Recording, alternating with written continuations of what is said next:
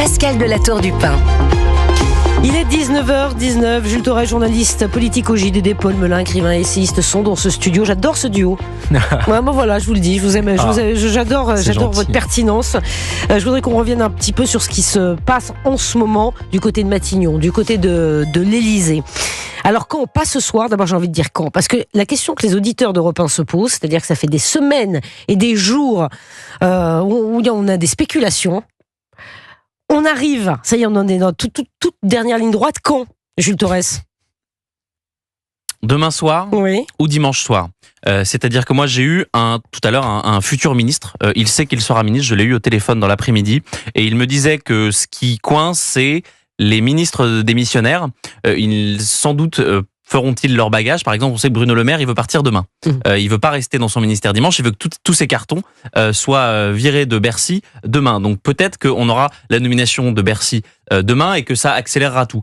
On sait par exemple que le ministre de l'Intérieur, a priori, ce sera Bruno Retailleau, ça je peux vous le garantir, mais que sa passation de pouvoir, elle sera lundi. Donc vous voyez, il y a, on ne sait pas trop si ce sera demain, si ce sera dimanche. En tout cas, ce sera avant lundi. Ça, je peux vous l'assurer, Pascal. Après, il y a aussi encore des tractations. On a vu cet après-midi que les amis du MoDem, qui n'ont que deux ministres dans le gouvernement, ont menacé de ne pas participer parce qu'ils veulent la même place que les Républicains, donc ils veulent un troisième ministre. Donc on voit très bien qu'il y a des arrangements qui vont se faire à la dernière minute. Tout à l'heure, on avait Violette Spilbou qui était pressentie pour être ministre de l'Éducation nationale.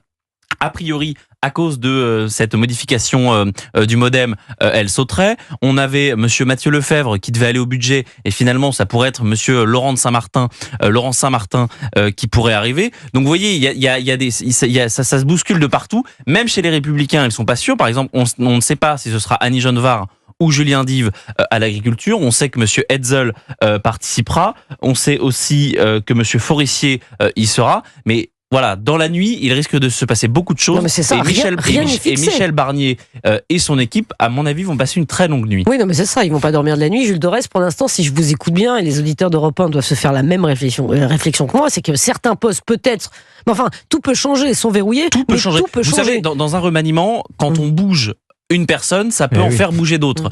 Par exemple, on parle de Didier Migaud. Didier Migaud qui possiblement ira à la justice. C'est l'ouverture à gauche qu'il pourrait y avoir. C'est un ancien socialiste, président de la Haute Autorité à la Transparence de la Vie Publique, ancien président de la Cour des Comptes. Il n'a aucune compétence juridique, il n'a jamais travaillé sur ces sujets-là, donc ça pouvait paraître étonnant. Et a priori, ce serait juste un ballon d'essai envoyé par Matignon pour voir quelles sont les réactions. Mais en tout cas, ce qu'on peut dire, c'est qu'il n'y aura pas de ministre de gauche dimanche soir. Mais voilà, mais ça on va en parler, ça, Paul Melun. Il n'y aura pas de ministre de gauche. Non, mais ça. Il y aura peut-être des secrétaires d'État de gauche. La gauche est vent debout. Oui, mais soit dit en passant, et sur le fond, elle n'a pas tout à fait tort, la gauche, de se poser des questions, non ?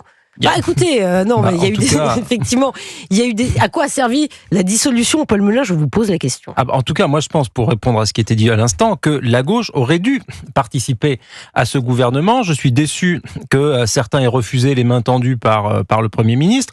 Et en plus de ça, il y a un sondage qui est paru il y a pas très longtemps, qui explique que les Français, en plus, veulent que la gauche, en tout cas une majorité de Français, veulent que la gauche soit représentée au gouvernement. Il se trouve que un des enseignements de l'élection des législatives, c'est qu'il y a eu quand même aussi un assez fort vote à gauche, qui traduit peut-être un besoin de justice sociale, un besoin de plus de pouvoir d'achat. Et ça, aujourd'hui, dans le gouvernement, si c'est pas représenté, effectivement, ça va poser un problème en termes de souveraineté populaire. Donc, pour répondre à votre question sur il faut que tout change pour que rien ne change, il y a quand même quelques changements parce que le gouvernement il va quand même plus à droite que ce qu'on a vu, excite la polarité vraiment à gauche de la Macronie, donc en cela il y a quand même un changement. Moi je trouverais dommage, pour le moment on peut faire que des suppositions parce qu'on ne sait pas ce qui va se passer, je trouverais dommage que se donne l'impression, ce gouvernement, d'avoir été négocié entre grands chefs de parti, entre chapeau à plume comme on dit dans le jargon, entre apparatchiks, et que ça donne lieu à un gouvernement façon 4ème République où on a dû calculer au centième près chaque parlementaire, chaque truc. Moi je pense que c'est pas l'ADN du macronisme initial et que le président de la République s'était engagé à un gouvernement d'union nationale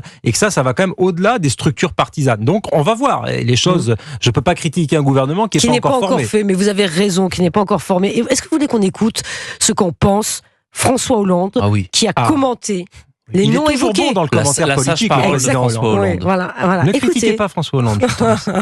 Écoutez. Pourquoi y a-t-il eu une dissolution si c'est pour avoir à peu près les mêmes, plus à droite encore ?